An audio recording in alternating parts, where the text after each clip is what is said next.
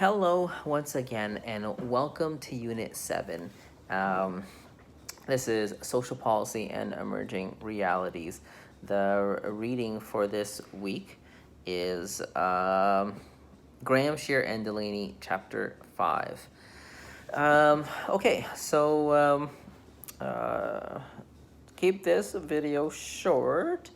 Graham, Shear, and Delaney, they talk about four essential issues that are expected to shape Canadian social policy in the new millennium. We just talked about feminist, anti-racist, and postmodern critiques. Postmodern, this is the age of postmodernity. There's all sorts of emerging realities that are coming up, this video was shot in 2019, summer of 2019, there's these issues will probably continue to be issues as this millennium progresses.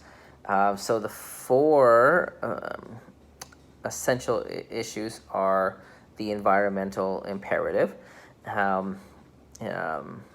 globalization, social welfare retrenchment, and the changing conceptions of social welfare in relation to citizenship and social inclusion. So if we look at the environmental imperative, what are we talking about there? Stewardship, global warming. That is what we're talking about. Globalization. We're talking about here, if we look at globalization, there's a couple of ways we can look at it. Like from an economic standpoint, if you're an economist, you may say that globalization is wonderful, that there's, free trade, there's anyone from, there's the rise of developing nations like China and India and other nations that are South American nations that are now becoming more powerful. It's no longer just the states or neighbors to the south that are the world power. And is that globalization? Is that because of the internet that we can now have trade, faster and information faster, and we're no longer tied to borders and regular business hours. The business is running 24/7. We can outsource people. Someone can do my taxes in India. It's all outsourced now, or not all, but it can certainly be. And so, what does that mean? And we'll discuss that. We're going to discuss that in this unit's chat discussion.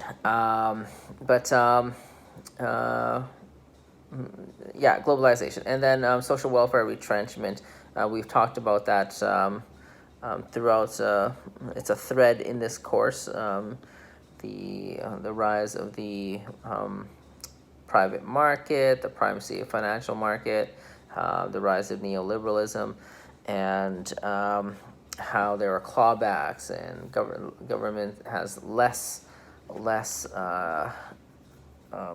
investment, and that call for the individual to care for themselves rather than the government, rather it be publicly funded.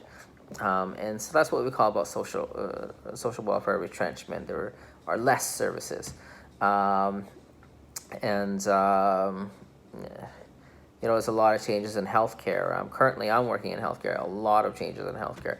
We can certainly see it as a form of social welfare retrenchment. They call it clinical consolidation. It may be good. It may be good. I'm not too sure. But there's job loss. That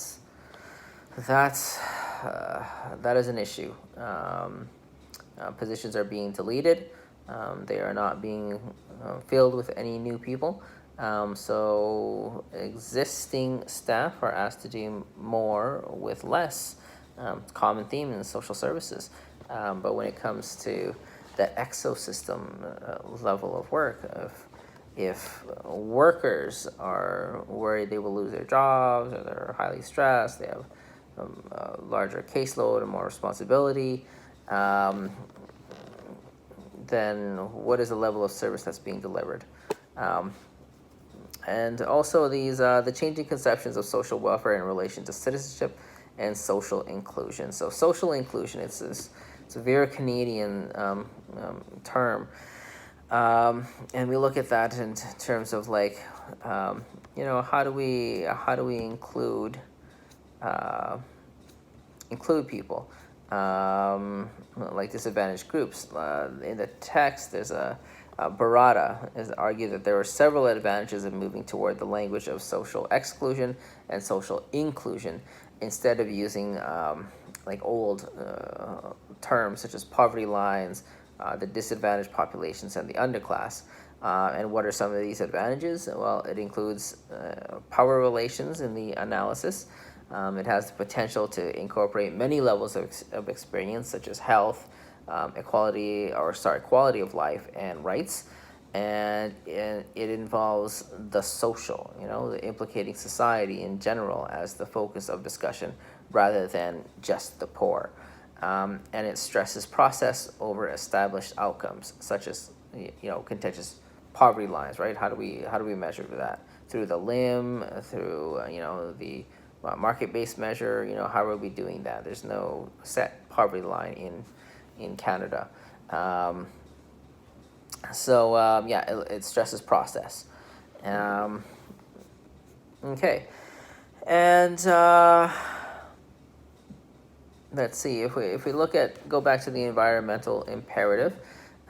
Back in 74, there's the group of 77. So if you hear things like G77 or G20, that G is group. So it's group of whatever the number is, right? The group of 77 developing countries back in 1974 proposed to the UN General Assembly a new international economic order that would address inequalities between the developed world and the developing world. So thinking about sustainability in that context, environmentalists propose significant changes to the way in which ordinary Canadians think about and act on their patterns of consumption. Some of these ways of changing their thinking and acting is sharing goods such as skis, cars, other commodities that are not required on a daily basis, using and further developing public transportation infrastructures rather than roads, highways, and other car-oriented patterns of movement. Right now in Winnipeg, there is a lot of bike lanes being put up. I cycle every day over the warmer months, and I certainly appreciate it. There's a lot of people that are, they groan like, another bike lane, because it's car centered, and it's not good for the environment. Using gas. I'm getting active. I'm trying to lose my dad body. Anyways, okay, and also planning cities in ways that revive notions of greater densities of population and greater built-in proximity among homes, schools, places of work, entertainment, and leisure. Just very recently, I lived in Osborne Village in Winnipeg. Osborne Village is in Winnipeg. It is the densest populated area. There's a lot of apartments. There's so many services. There's green spaces. There's schools. Like, oh my gosh, it was wonderful. I didn't have a yard though, so I moved somewhere that's not very far, but it has a yard, which is great. This idea of walkable communities. You don't have a car, well, you got all your services within proximity. Entertainment, restaurants, places of employment, a mixture of homes and businesses. So that's beneficial. Something that I always look for when I go to live in an area, and also another way of changing the way we act and think about our patterns of consumption is to reduce, reuse, and recycle. Okay, so long story short, keep these things in mind as you read. Also, a couple of questions to ask yourself is, those 4 essentials that I mentioned at the beginning of this video, what would you rank as the most important? You know, the environmental imperative, globalization, social welfare retrenchment, or changing conceptions of social welfare in relation to citizenship and social inclusion. How would you rank them? And why is the first one you selected the most important? And what do you think of those that deny climate change? If we think about being stewards of Earth, for those of you that are Christians, is that is that one of our part of our calling? Is that something that we are supposed to do? Would you agree? And what can you do? And yeah, again, about globalization, when you answer this, when we discuss this week's unit, things to think about are: what are your thoughts on globalization? What are the pros and cons of globalization? How has globalization affected you today? And what about transnationals controlling politics? Anyways, good to talk to everyone again. All right, see you next week.